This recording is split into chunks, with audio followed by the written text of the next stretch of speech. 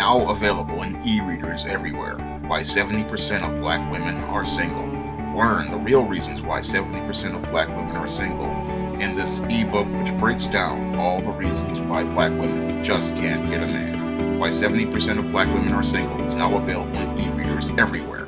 Oftentimes, these Afro-American Negro single mothers like to drop the following comment on some of my videos, like why real men avoid single mothers. And that comment goes like this: if that man was a man, he would be able to take care of his family. Now, in this video, I'm going to pretty much deconstruct and refute this argument that many of these Afro-American Negro single mothers like to propose whenever you make a statement, making them take accountability for their behavior or take responsibility for their behavior. Now, when it comes down to these Afro-American Negro single mothers, they often want to sit down and tell you that everything was the black man's fault.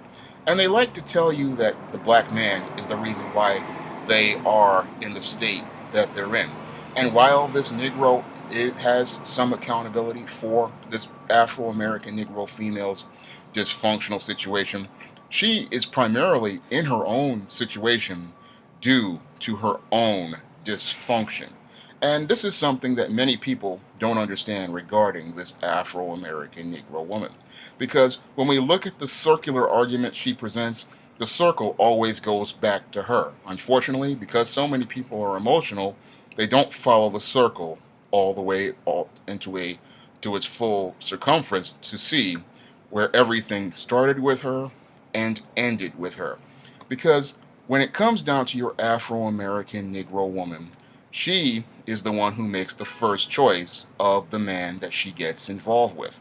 And she is the one who pretty much picks the man that she gets involved with. So when she makes the argument that that man wasn't a man, that was the man you chose to get involved with. And in many cases, when it comes down to this Afro-American Negro female and her choice of men, she usually chooses the lowest seed Negroes for the following reason. And she chooses low seed Negroes like thugs, gangbangers, dope dealers, and other assorted dysfunctional Negroes because she wants to maintain power and control over those Afro-American Negro males. And she would rather be in a dysfunctional codependent relationship with those Negroes than an interdependent relationship with a decent black man. And the reason why she doesn't want to be in an interdependent relationship with a decent black man is because that decent, hardworking, conscientious black man is going to hold her accountable for her actions and her behavior. He's pretty much going to establish a standard for how he is going to be treated and how she is going to be treated, and he's going to hold her accountable for pulling her own weight equally in the relationship. This is why she is repelled by hardworking, conscientious, decent black men, because they're going to hold her accountable and hold her to the same standard. But she wants a dysfunctional male so that she can pretty much create a covert contract with this Negro so she can get away with her stuff and he can get away with his stuff. And her whole reason for her dysfunction is because she wants to get away with her stuff. So when she sits there and talks about how this man is not being a man, again, she chose that man, and the reasons why she chose that man are the reasons why that man isn't that man. She wanted a guy she could pretty much manipulate and control, and she wanted a guy who she could pretty much get some leverage over. So she pretty much went in picking a no good guy for no good reasons, and then she wants to use that as an excuse for why she is in the situation she's in. When the real reason why she is in the situation she is in is because of the choices she made. And when it comes down to this Afro-American Negro female, all of her situations are based on her choices. Again, she is the one who chooses the man she gets involved with. She is the one who chooses the man who she chooses to have a relationship with. And she chooses this man, again, for reasons that aren't very honest and very sincere. She's looking to create a covert contract with this man, and she's looking to get power and control over that man in a relationship. But she'll sit there and make it look like she's the victim when in all actuality, she is the one who has been manipulating things from day one.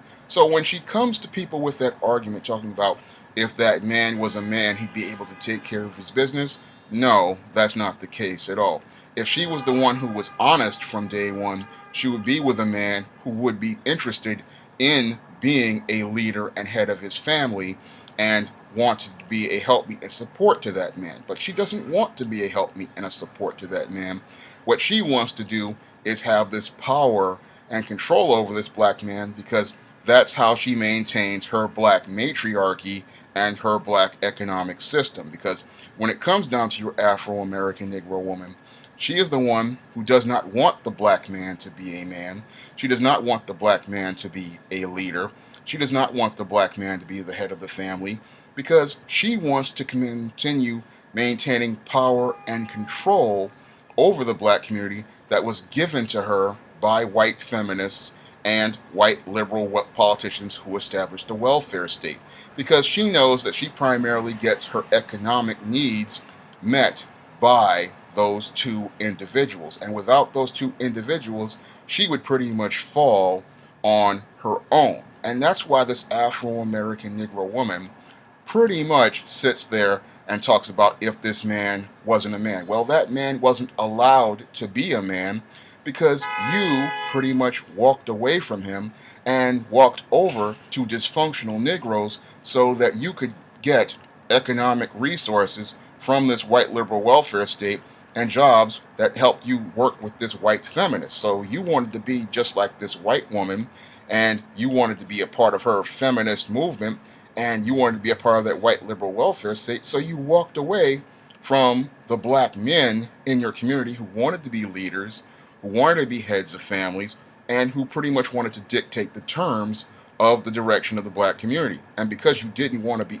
submit to their authority, you decided to compromise and go with them. So when I hear that argument talking about if that man was a man, he'd take care of things, I know that it's a flimsy argument. It makes absolutely no sense because I know that when it comes down to these Afro American Negro females, they pretty much came to the table not being honest from day one. They pretty much came there making this argument to make themselves out to be a victim when the only thing that they're a victim of is their own poor choices. They were the ones who pretty much, again, chose these dysfunctional Negro men because they wanted to get benefits from this white liberal welfare state because if they were a victim, that's the only way you could get those benefits and get your needs met. And they didn't want to work with decent black men because they would hold them to a higher standard, hold them accountable for their actions, and hold them accountable for their behavior. And when it comes down to these dysfunctional Negroes, they're not going to hold them accountable at all because they want a pass for their own bad behavior, so they give her a pass for her own bad behavior, and that's why your Afro-American Negro community is dysfunctional. When you follow the circle all the way around the radius to the circumference, you're going to find out that it starts with the Afro-American Negro female and it ends with the Afro-American Negro female. She is the reason why your community is dysfunctional, and it's just like the old African proverb says, a race can rise no higher than the moral position of its women. When you look at the modern day Afro-American Negro woman, her dysfunctional moral position is why the black community continues to decline instead of rise. Because when you look at her moral position, she is the one who has been dishonest from day one. She has been the one who's been manipulative from day one. She has been the one who has pretty much told a whole host of lies, trying to make herself out to be the victim who says that she's being abused when she is the one who has inflicted the most pain on her community, oppressed her own community, and pretty much led to the dysfunctional state of her own community. So when you look at this Afro-American Negro woman and she makes that argument talking about if that man was a man, he would take care of his family. No, if you were a woman, you would get behind a decent man and follow his lead and allow him to lead his family. Because the reason why many of these communities in the black communities are dysfunctional is because you don't know your position. You want to be the leader and you don't want to play the role that God gave you as the help, meet, and support. You don't see a value in the role that God gave you as the help, meet, and support.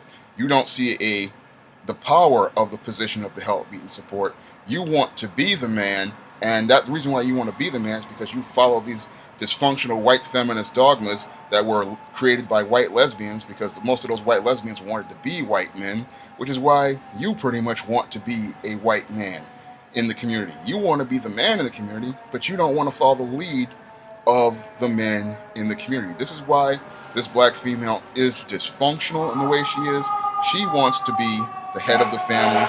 She wants to be the mother and the father. She believes that she is the leader, and she talks about the man not being a man. But the big problem is, for over 50 years, when it comes down to your black woman, she has no understanding of what it is to be a woman. If you like what you are watching on this channel, you can donate to my Patreon by clicking the link in the description box. And if you want to try out some of my SJS Direct titles, you may do so by clicking the link to Amazon.com in the description box. That's all I have to say for this video. You can comment, rate, and subscribe.